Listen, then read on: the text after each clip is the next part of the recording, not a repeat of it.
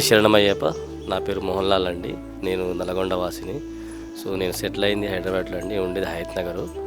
నేను ఎప్పటి నుంచో ఈ పుణ్యక్షేత్రాన్ని దర్శించాలని ఇప్పటి నుంచి అనుకుంటున్నాను. కాకపోతే అయ్యప్ప కరుణ వల్ల ఈ సంవత్సరం నాకు మా ఇంటి పక్కన ఉన్న ఎవరైతే ఈశ్వరయ్య స్వామివారు ఇప్పటి నుంచో సంకల్పం వెళ్దాం స్వామి వెళ్దాం అంటే మొన్న కూడా రీసెంట్గా కూడా స్వామివారి కూడా పెద్ద పూజ అయింది, విగ్రహ ప్రతిష్టాపన కూడా అయింది.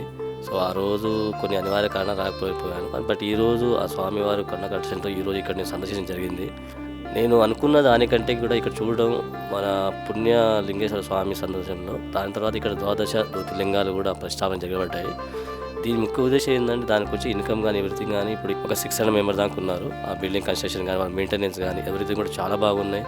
మన ఇంట్లో ఎలా అయితే మనం పిల్లని ఎలా చూసుకుంటామో చిన్నపిల్లని అంతకంటే ఎక్కువగా వీళ్ళ కేరింగ్ కానీ ఫుడ్ కానీ ఇంకా వీళ్ళది హైజీన్ మెయింటెనెన్స్ కానీ ఎవ్రీథింగ్ కూడా చాలా బాగున్నాయి. స్వామి శరణమయ్యప్ప.